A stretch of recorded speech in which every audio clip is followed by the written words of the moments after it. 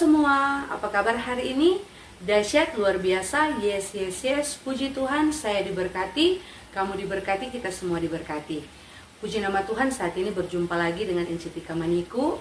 Dan saat ini Encitika akan membahas Bina Anak Pelajaran 40.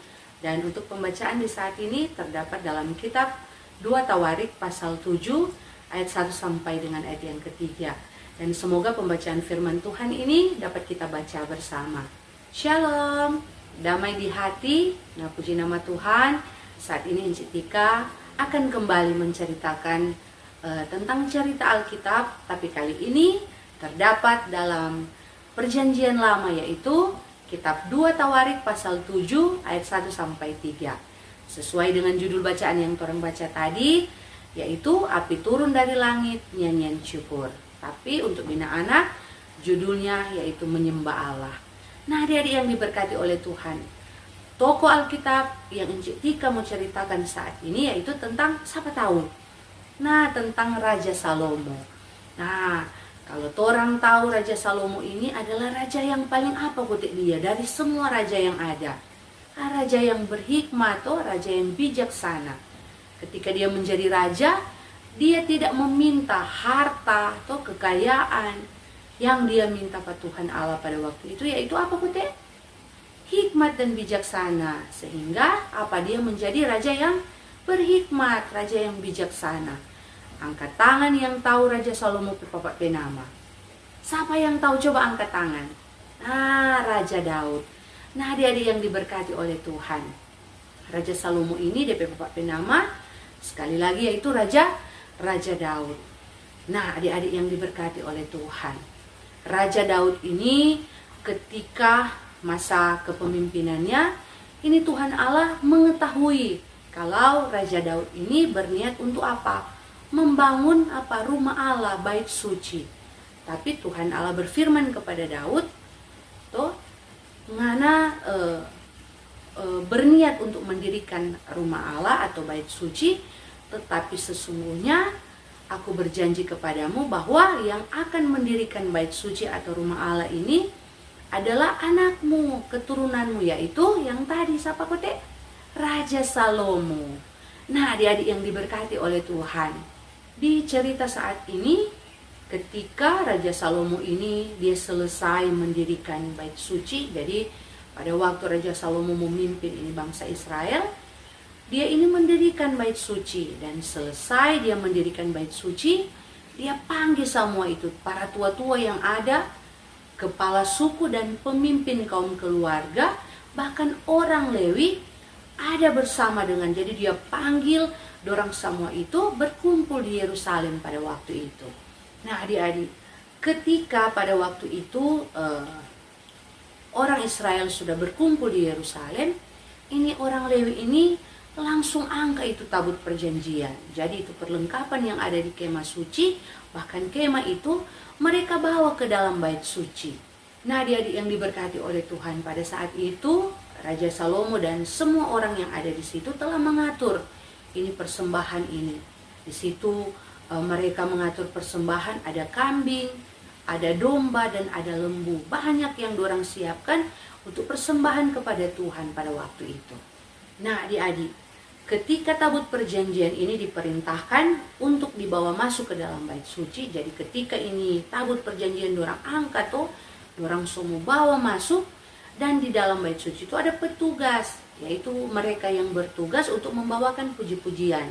Sama dengan adik-adik kalau mau lihat di gereja patorang ketika ini pendeta dan pelayan khusus mau masuk ke dalam gereja, jemaat berdiri, ada orang yang bertugas membawa pujian. Ketika semua masuk, jemaat dan petugas pujian ini langsung bernyanyi. Nah, begini pada waktu itu yang terjadi juga hal yang sama. Ketika tabut perjanjian ini akan dibawa masuk, ini petugas membawa puji-pujian, dorang bernyanyi. Dan tiba-tiba adik-adik ada hal yang terjadi di dalam bait suci pada waktu itu. Tiba-tiba ada awan. Awan dari mana, Kang? Nah, adik-adik, ternyata para imam yang bertugas pada saat itu, dorang bertugas untuk memimpin jalannya ibadah. dorangnya dapat baking dorang pekerja kasihan. Tuh jalannya ibadah pada waktu itu ndak bisa dorang lakukan karena dalam bait suci itu ada banyak awan yang menutupi. Tuh bayangkan, tuh kalau orang lihat awan pasti orang ndak dapat lihat itu di dalam itu. Kalau bagaimana tuh? Nah, adik-adik yang diberkati oleh Tuhan, pada saat itu Raja Salomo langsung menyampaikan berkat kepada semua orang yang ada pada saat itu. Dan Raja Salomo juga menyampaikan bahwa Tuhan Allah telah menepati janjinya tentang pembangunan bait suci itu. Tuhan Allah janji kepada ayahnya Raja Daud tentang Raja Salomo. Tuhan Allah pada waktu itu berjanji kepada Raja Daud bahwa yang akan mendirikan bait suci adalah apa? Anaknya sendiri, yaitu Raja Salomo. Nah, adik-adik, pada saat itu juga Raja Salomo ini berdoa meminta kepada Tuhan agar supaya Tuhan Allah memberkati bangsa Israel. Bangsa Israel yang akan mencari Tuhan. Dia minta agar supaya mereka mendapat pertolongan, diberkati oleh Tuhan. Dan ketika Raja Salomo ini selesai berdoa, tiba-tiba adik-adik turun api dan memakan semua korban bakaran yang ada. Jadi yang Encik Tika bilang sebelumnya, dorang siapkan ini persembahan untuk Tuhan. Korban-korban bakaran ini tuh ada kambing, domba dan lembu ini semua habis dimakan oleh api. Jadi tak bakar itu semua. Nah, adik-adik, bukan hanya itu juga. Tiba-tiba adik-adik cahaya kemuliaan itu yang berarti bahwa Tuhan hadir di tengah-tengah mereka, memenuhi bait suci pada waktu itu. Nah, adik-adik bayangkan, luar biasa kan orang Tuhan tuh. Tuhan sungguh luar biasa. Selain api turun dari langit memakan semua korban bakaran, ada cahaya kemuliaan, berarti Tuhan hadir di tengah-tengah mereka pada saat itu. Sungguh hebat dan luar biasa orang Tuhan. Sehingga adik-adik para imam pada waktu itu tidak bisa masuk di bait suci. Karena cahaya kemuliaan memenuhi tempat itu. Nah, adik-adik yang diberkati oleh Tuhan, ketika semua orang yang ada di tempat itu melihat ini api turun dari langit memakan habis semua korban bakaran dan juga ada cahaya kemuliaan pada waktu itu, dorang adik-adik langsung menyembah Tuhan, dorang langsung berlutut di tanah. Tandanya apa? Dorang menyembah Tuhan. Dan mereka juga bukan hanya menyembah berlutut, mereka juga menyanyikan puji-pujian kepada Tuhan. Itu tandanya dorang bersyukur karena Tuhan Allah sangat luar biasa dalam kehidupan mereka. Jadi dorang menyembah, dorang berlutut, dan dorang menyanyi lagi untuk puji-pujian, mengucap syukur kepada Tuhan. Nah, adik-adik yang diberkati oleh Tuhan, dari cerita Alkitab di saat ini menceritakan tentang Raja Salomo yang bukan hanya mendirikan bait suci, tetapi Raja Salomo ini juga mengajak banyak orang pada waktu itu berkumpul. Selain dia bangun ini bait suci, dia mau agar semua orang yang datang itu sungguh-sungguh menyembah, memuliakan, bahkan menyanyikan untuk Tuhan. Jadi firman Tuhan di saat ini mengajarkan buat orang semua untuk ketika orang datang beribadah kepada Tuhan, orang mesti bersungguh-sungguh datang beribadah. Atau ada susini datang ke ibadah, datang juga ibadah. Nggak usah dengar tuh firman Tuhan. Kalau orang datang ke ibadah sungguh-sungguh, Encik Tika kasih contoh. Misalnya orang datang ibadah sekolah minggu di Pondok Gembira, Kang. Tiba-tiba datang di ibadah, orang cuma bingung bermain dengan teman. Orangnya tidak dengar tuh firman Tuhan. Ketika ada puji-pujian, Encik bilang, orang menyanyi sama-sama. Ada lain cuma baba diam nih mau menyanyi.